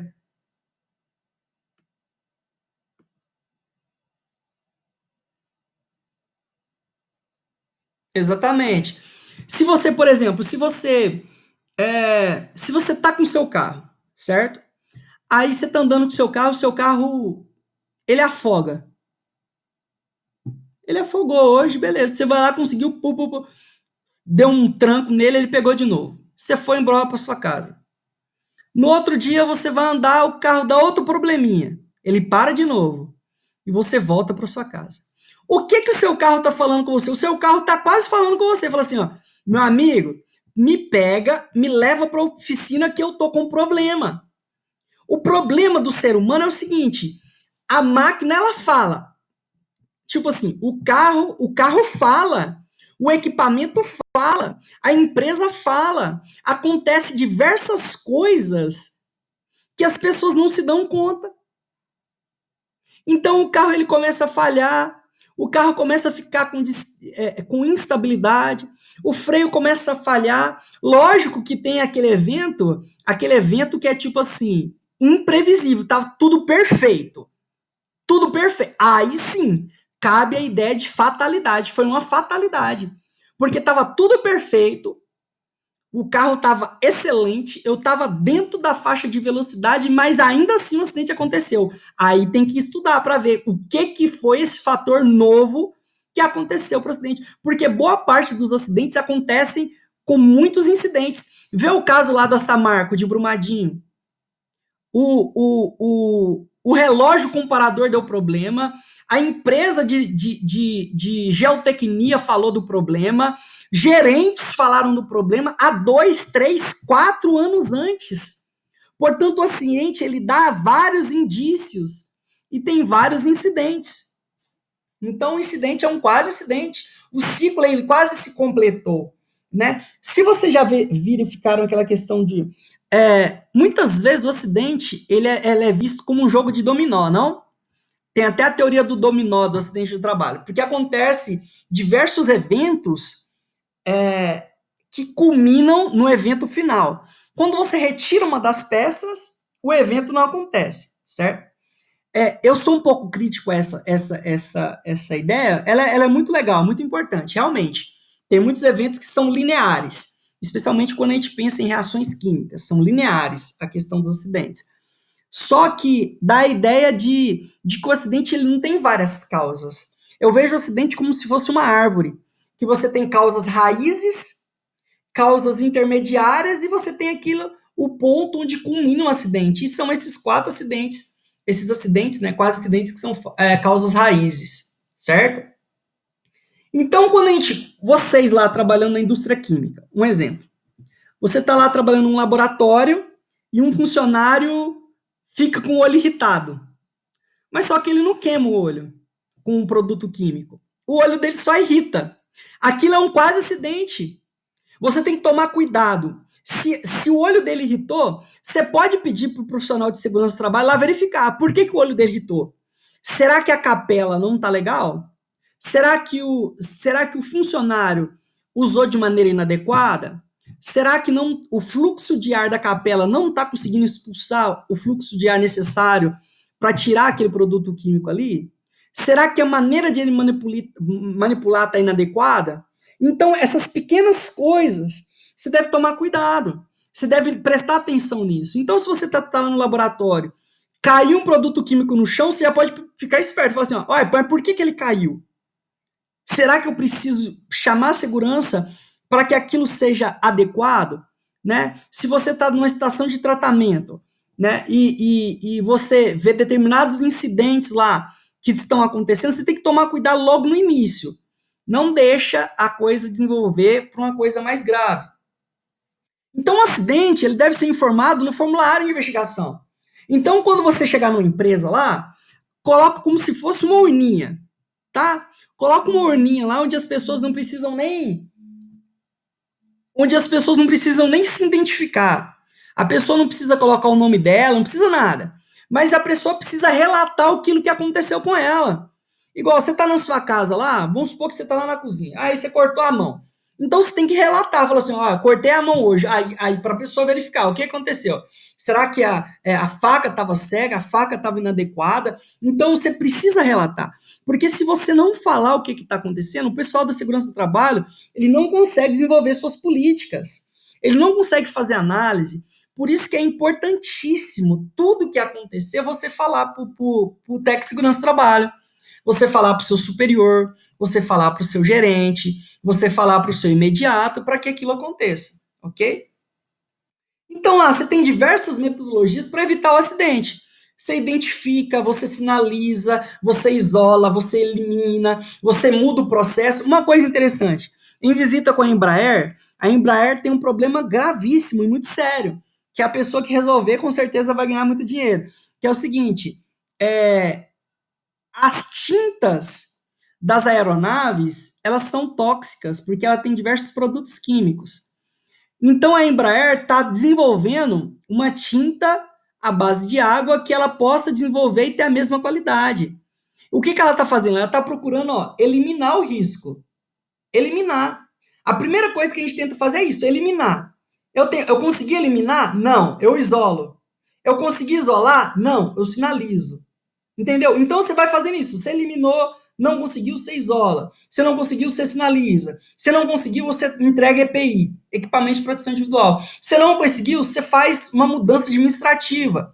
Você automatiza. Então tem diversos tipos de situações que você pode fazer isso. O que a gente tem que aprender com erro? O ser humano precisa aprender com erro. Você precisa aprender com erro. Se o seu carro quebrou, você tem que aprender com erro. Se acontecer algum problema na sua casa, você precisa aprender com erro. Você precisa desenvolver isso. Isso é muito importante a gente começar a aprender com erro. Então, lesão significa pancada, dano. Então, a lesão no ser humano, ela pode ser imediata ou não é mesmo? Amor, ela pode ser imediata ou não. O que é a lesão imediata? A pessoa cortou o dedo, a pessoa foi esmagada, a pessoa foi perfurada. E o que é uma lesão tardia? Às vezes a pessoa trabalha no sol o dia todo e o câncer vai aparecer daqui a 20 anos, 30 anos. A pessoa vai estar exposta a ruído e o problema na audição dela vai aparecer daqui a 30 anos, 40 anos. A pessoa vai ter um problema de visão, não é agora, a pessoa vai ter um problema de visão com 30, 40, 50 anos.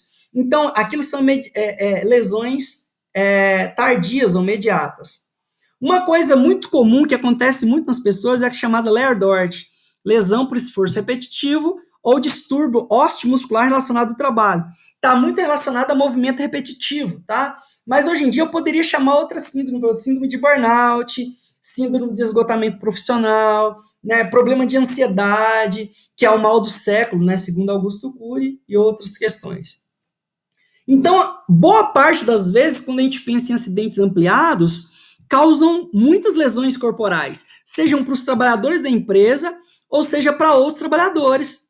Lesão corporal grave, por exemplo, né? Então você vê ali, por exemplo, de Bhopal ou um acidente de mercúrio, né, na Tailândia, que a população de uma cidade inteira com problemas. Uai, como que causou essa lesão corporal na cidade? Quando foi ver o despejo de mercúrio no rio, por exemplo. Então tem que tomar cuidado porque as lesões corporais elas sinalizam a natureza a natureza do processo produtivo. Um exemplo, nós estamos agora com o advento na quarta revolução industrial, né? A primeira revolução industrial foi da máquina a vapor. A segunda revolução industrial foi a do aço. A terceira revolução industrial foi a da energia elétrica. E a quarta revolução industrial foi da tecnologia, computação, robótica. Nós estamos, portanto, hoje na quarta revolução industrial, a revolução da robótica e da computação.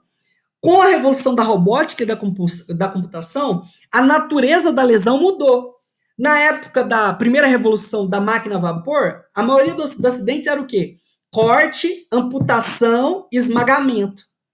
Na segunda revolução industrial, da revolução do aço, as lesões passaram o quê? Para queimadura, explosão e continuaram com corte e esmagamento.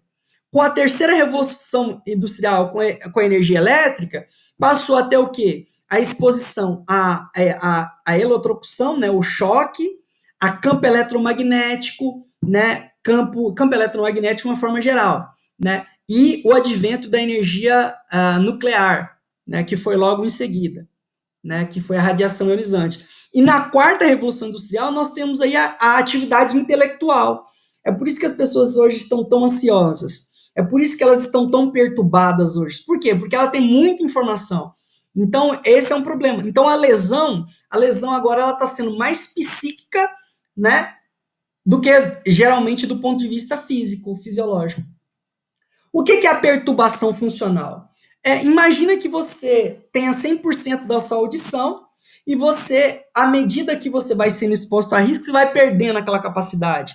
A perturbação funcional é quando você perde determinada capacidade para desenvolver determinada função do seu organismo. Então, se você sua pressão começa a ficar desregulada, você tem uma perturbação do seu sistema cardiovascular quando você está, por exemplo, exposta a determinados produtos químicos, tá? Especialmente tóxicos e neurodepressivos. Você pode ter perturbações na audição, perturbações na fala, perturbações na reprodução, né? Tem muitos homens aí que trabalham na agricultura que ficam estéreis por causa de contato com agrotóxico e assim vai, né? Então, os acidentes, eles podem ser individuais, morre uma pessoa só, ou eles podem ser coletivos. Então, morre lá 3, 4, 5 ou 6, ou 195, ou 300, vai depender da amplitude dos acidentes. Só que para um acidente organizacional acontecer, aconteceu muitos acidentes pequenos. Muitos acidentes pequenos. Por quê? Porque às vezes os acidentes pequenos somem no meio da organização. Então, nós devemos prestar um pouco atenção nessa questão, né? Nessa questão.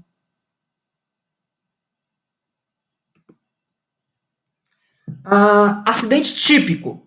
O acidente tipo. O acidente típico, pessoal, é o acidente com lesão, tá? Então a pessoa cortou, caiu, né? A pessoa morreu ou qualquer coisa do tipo. Esse é um acidente que a gente chama de acidente tipo ou acidente típico, tá? Já o acidente atípico é aquele acidente que a gente chama de doença ocupacional, acidente de trajeto, fora do trabalho, com danos materiais, sem afastamento, com afastamento. Mesmo que o acidente de trajeto ele não seja considerado hoje um acidente do trabalho, é interessante que você analise-o para saber o porquê, né, que está acontecendo essas coisas. Então lá, nós temos acidente sem afastamento, certo? A pessoa se lesionou, mas ela não saiu do trabalho.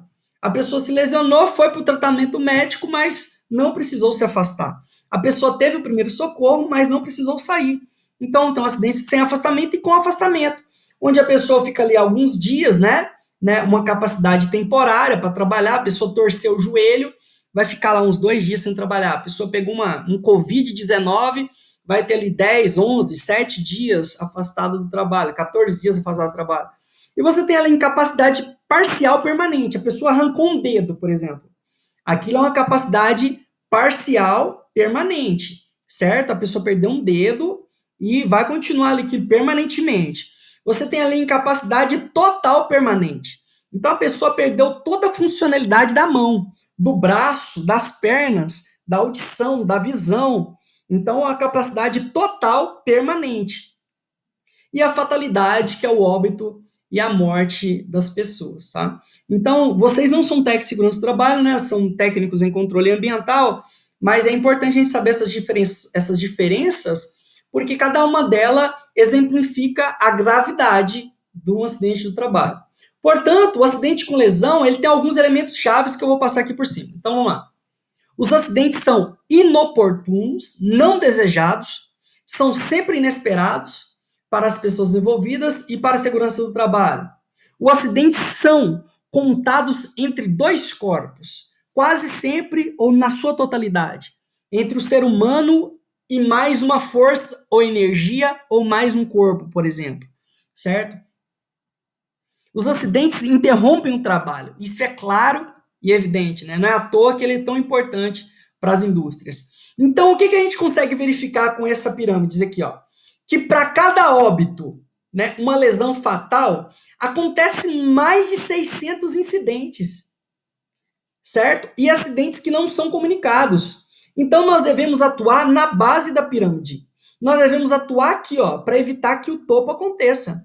Então, se morreu alguém, por exemplo, tem muita empresa que fala assim, ó, nós estamos há 2 anos sem nenhuma morte, sem nenhum acidente grave. Aí acontece, na verdade, a empresa ela tá subnotificando isso aqui, ó.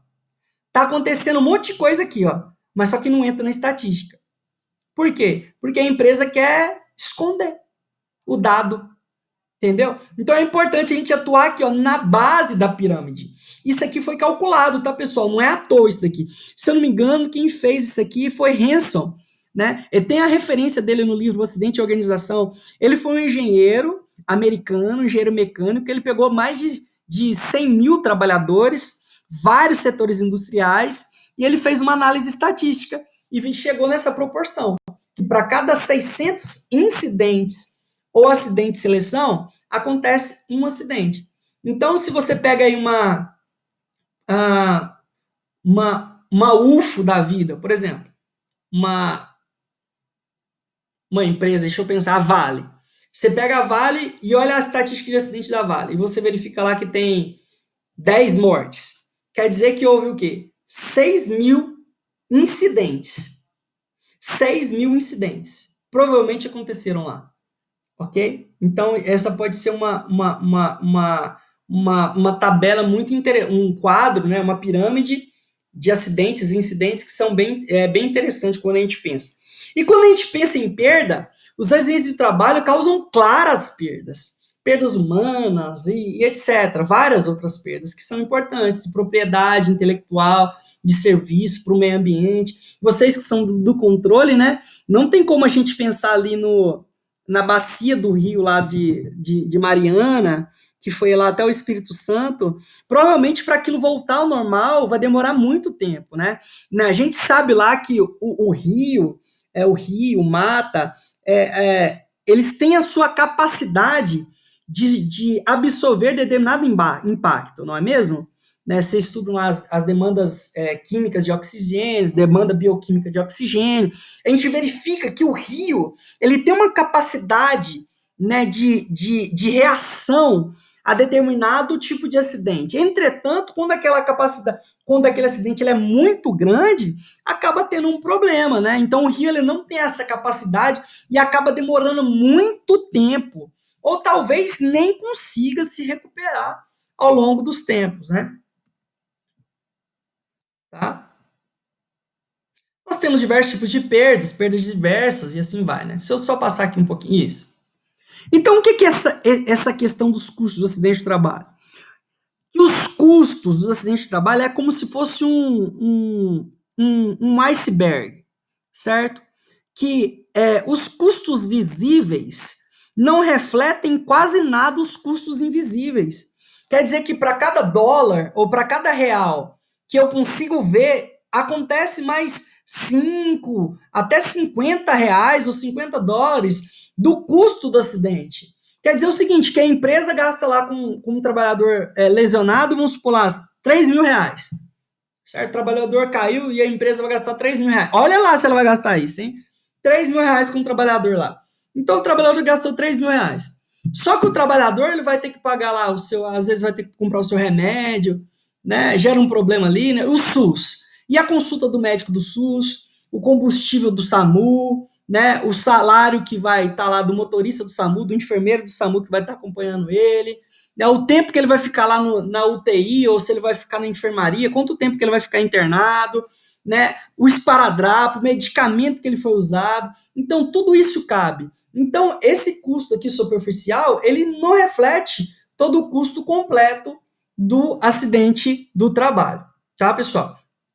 Eu vou parar aqui esta aula, tá? Mas eu quero dar um recado aí para vocês, tá? Aqui, pessoal, na semana que vem, deixa eu voltar aqui, ó. Plano de trabalho. Olha, na semana que vem, no dia 1º, na terça-feira, nós não temos aulas síncronas, né? Nós temos essa atividade aqui, ó. Elaboração de um pequeno artigo, que é no dia 1º. Tá? Então, calma, no dia 1º, nós não temos aulas, né? Mas temos essa atividade assíncrona, aqui, ó. A elaboração, avaliação de um processo de investigação. Eu quero falar para vocês do que eu quero a respeito dessa atividade, tá? Eu já passei o feedback aí para vocês da leitura do livro, certo? E o que é essa atividade? Eu vou pedir um carinho e um zelo para vocês desenvolverem isso, tá? Desenvolver essa atividade.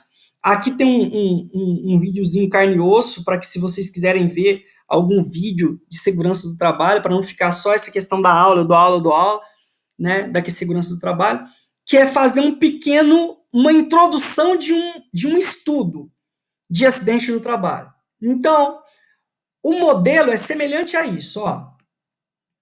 Eu quero que vocês façam os seguintes tópicos, certo? O trabalho de vocês tem que ter os seguintes tópicos. Você deve escolher um acidente para analisar. Vamos supor que você queira analisar um acidente. Pode ser acidente pequeno, gente. Não precisa ser acidente grande, não. Pode ser acidente pequeno. Um acidente de carro, um acidente na sua casa com panela de pressão, um acidente, né? Um acidente em Samar, no Líbano. Procura um acidente. Vamos lá. Vamos supor aqui que eu vou escolher um acidente que é. Eu quero estudar um acidente do Líbano.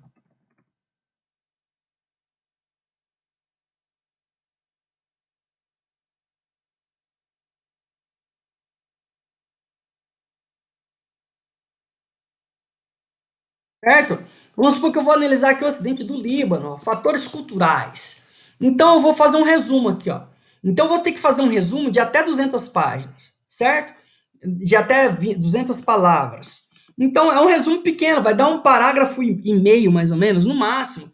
É um resumo pequeno de até 200 palavras. Sobre o que você vai fazer? Então, vamos lá. Eu vou fazer um resumo sobre o acidente, né? Você vai falar assim, o acidente do Líbano, que aconteceu no século XXI, deixou a população perplexa. O objetivo desse trabalho é fazer uma análise sobre os fatores culturais, e assim vai. Você vai fazer um resumo do que você vai estar desenvolvendo.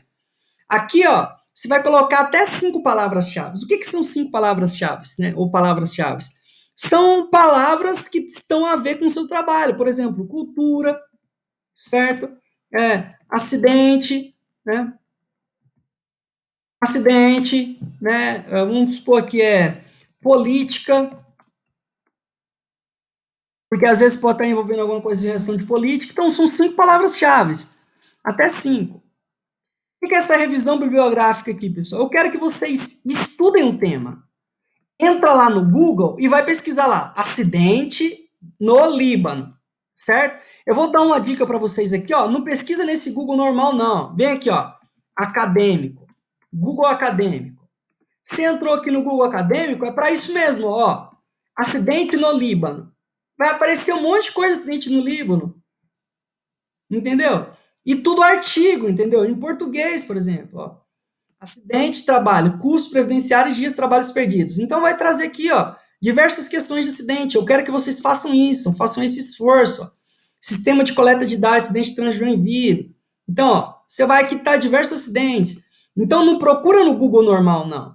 Procura no Google acadêmico, ou Google escolar, né? Que não sei como que vocês vão encontrar aí. Então procura no Google acadêmico ou no Google escolar. E escreva uma revisão. Vai lá, ó, né? Faz o seguinte, ó, você vai lá no Google, pega o parágrafo, pega o artigo, lê, escreve, vai escrevendo, vai descrevendo tudo aquilo que possa explicar isso daqui, ó, tá? E eu quero que você traga os seus objetivos. Qual que é o objetivo geral? Fazer uma análise do acidente ampliado que ocorreu no Líbano, ponto. Qual que é objetivos específicos? Fazer uma revisão bibliográfica sobre o acidente do Líbano, discutir as causas e os fatores do acidente no Líbano, entendeu? Objetivo geral é fazer uma análise que você quer, e objetivos específicos é aquilo. E a referência bibliográfica que você utilizou, certo? Outra coisa importante que eu quero falar para vocês aqui, ó, no Google Acadêmico, ó, para facilitar para vocês, né? Ó. Tô lá, eu vou fazer a análise do acidente no Líbano. O que, que é isso daqui, ó? É uma aspas. Se eu quero citar esse acidente aqui, eu venho aqui, ó, NBR 6023. Pega aqui, ó, o meu trabalho, copia minha referência. Ah, já estou referenciado, ok? Para facilitar para vocês a colocar a referência na norma técnica. Isso facilita e facilita muito, tá? Facilita muito. Então, se você lê o outro artigo, você vai lá, ó, cita esse outro, ó.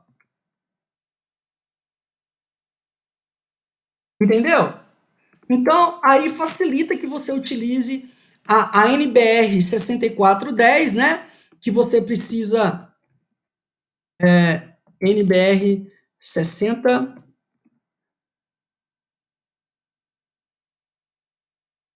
Eu quero. Segundo a NBR 6023. Então, é isso que eu quero do trabalho de vocês. Aqui embaixo eu coloquei algumas observações. Esse exemplo aqui eu vou colocar no Moodle, ok? Essas observações aqui é só para que vocês fiquem atentos, porque eu já formatei nesse sentido, tá? Aqui já está formatado, já com fonte Time News Roman 12, espaçamento e-mail, entre linhas, justificado, e as margens já está ok, tá? Então, esse documento aqui, ele já está no padrão que eu quero. E eu vou estar enviando para vocês no Moodle, ok? Deixa eu ver alguma coisa aqui.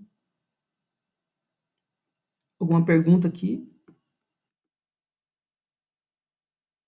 Isso, Anderson. Eu vou deixar um modelo para vocês, tá?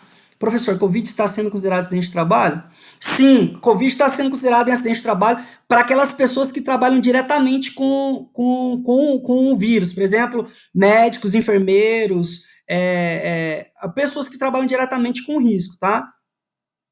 O Tribunal Superior Superior Tribunal Federal considerou isso.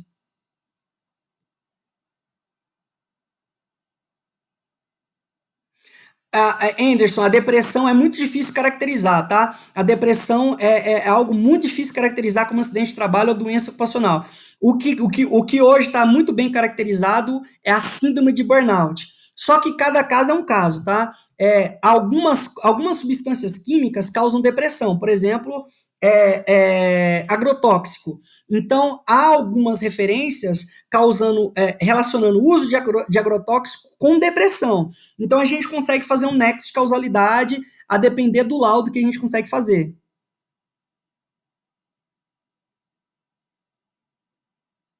Isso, perfeitamente, com certeza. Ô, pessoal, a aula que eu queria dar para vocês é essa daí, tá? Leiam os slides, assistam a aula que vocês viram aqui hoje, tá? No mais, eu quero agradecer a participação de todos vocês aí, as perguntas para aqueles que perguntaram, e hoje mesmo, tanto esse exemplo vai estar no Moodle, tá? Eu vou mandar no grupo de WhatsApp também, tá? Para evitar qualquer coisa, mas vai estar lá no Moodle também, ok? Sim, recebi os fichamentos, sim. A maioria eu recebi pelo. Eu já dei o feedback, se eu não me engano, para todo mundo no Moodle, ok? Todos aqueles que me mandaram por Moodle, eu já mandei para vocês lá, tá? Ok? Então, no mais, pessoal, boa noite aí, Marcos, boa noite, Adriana, Ângela, boa noite, Carlos, tá? Leiam as aulas, tá? Leiam as aulas, leiam tudo, leiam com carinho, com cuidado. Essas aulas aqui foi. Se tiver outras dúvidas na próxima aula, me para, fala assim, ô professor, eu tive dúvida naquele slide. Então, você me para, me pergunta dessas aulas, ok? Boa noite.